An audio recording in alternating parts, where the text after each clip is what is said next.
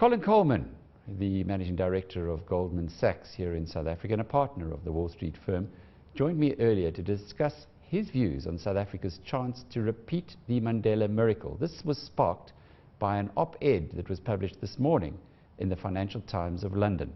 Let's take a look. Well, it's not every day that a South African gets pride of place in the Financial Times of London. The FT is probably, alongside the Wall Street Journal, the most influential newspaper in the world. But that happened this morning, and the Managing Director of Goldman Sachs in South Africa, a partner of the big Wall Street firm, Colin Coleman, is the man who was given that honor. I guess, Colin, the fact that you wrote this piece, and it's a superb piece of writing. I didn't know if a banker could actually write as well as a journalist, and you did a great job there. Thanks for saying so. You must have thought about it a lot. Yes, because as you say, it's not every day you get into the Financial Times, and South Africa's 20-year celebration of democracy is an important moment, and I think they wanted to look forward as well as look back, and so it was important to balance what the next 5 years holds as well as looking back to what we've achieved in the last 20 years. And I guess that's the critical thing, certainly, that came out of the piece for me, is what one does expect into the future. You were talking about the way that the ANC deploys its generals and its soldiers for the next 5 years is really going to determine not just the country but probably the party itself. Yes. Look, I think the question is, what is the overall objective of the next 5 years? And clearly the National Development Plan sets out a 5-year growth target of just over 5.5% in order to reduce unemployment, grow the economy, increase GDP per capita. And clearly at the same time we have this two-speed society that we mentioned in the article. And so what we need is an administration that tackles both objectives, growth and then closing the gap between the haves and the have-nots. And I'm hoping that the Zuma administration, who's overwhelmingly likely to prevail in the election on 7th of May, has learned from the first 5 years what are the successes and what are the failures, and reorganizes and restructures to get the best people in the best slots, to get the weaknesses addressed. You hope. And to ride on the strengths. You hope. How optimistic are you? Are you that the right people will be put into I think one hears rumblings of reorganization and restructuring within the ANC ranks. So I think the ANC top 6 are talking about ways in which they can restructure the government, eliminate ministries, add some new ministries. I think the SME ministry is one that's been mentioned. I don't think necessarily that's the most important organizational restructuring that will happen. But really the important point is, when you look at the key ministries, and what are they? The Labour Ministry, the Mining Ministry, the Police Ministry, the Finance Ministry, the coordination of the NDP itself, Trade and Industry.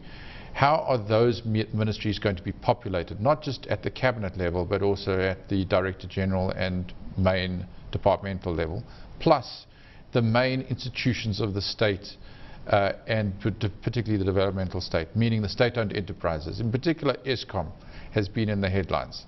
How are these generals who are they and how they're going to be deployed? This is critical for the country. It's in my mind more important than the outcome of the elections, whether the ANC gets 60 or 65%. So we need to watch the people that get put into those positions. Who the people are, and making sure that those people are the best, most capable collective that the country can put in place. But isn't there concern that somebody that is highly admired both here and internationally, like Trevor Manuel, has gone off the scene? We've seen a few others who've gone into the sidelines as well. Do we have a strong bench, I guess, is what I'm asking? I think it's a tremendously strong bench. There might be some people that have left it and have served their country well and are going to do other things. There might be some new faces that we see.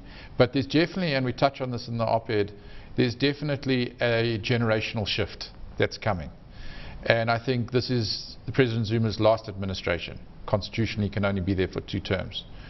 And so the generations are shifting in the ANC, and we're going to see new people rising up. And it's very important that we get the right experience, the mix of the right experience, the mix of the right objectives, and also that business and labor play as a partner with that new administration.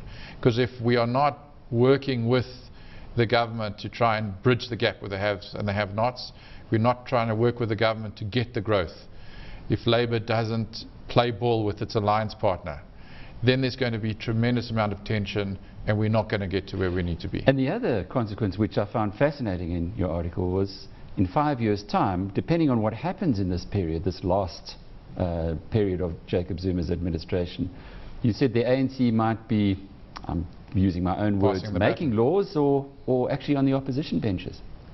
Well, I think the ANC can't rest on its laurels. No one can rest on your laurels. So this is going to be, in 2019, 25 years of an ANC government. And so at that point in time, the newborns will be now in their mid-20s. I personally think the newborns this time round are too young to exercise a conviction vote. But in 5 years' time, they're going to be, a very important segment of society, much more mature, much more capable of playing as a decisive role. And so I think what happens in the next 5 years is going to be very, very important to the ANC.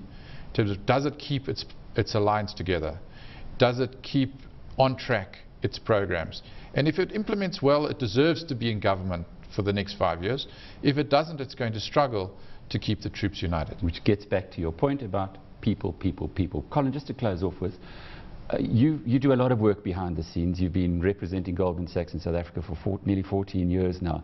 Do you remain as optimistic as you were in 1994? Look, I think the country since 94 is a much better country. So in that sense, our outcome, if you'd asked me if we were in this position in 94, I would have said, wow, that's a lot of progress that has been made.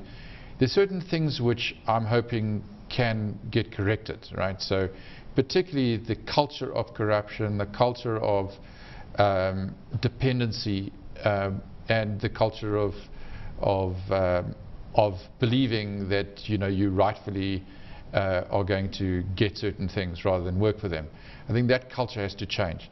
But I'm quite optimistic going forward that if we put in place the right team and we send early on the right signals, we take certain actions that are crystallizing out for people that things are changing for the better.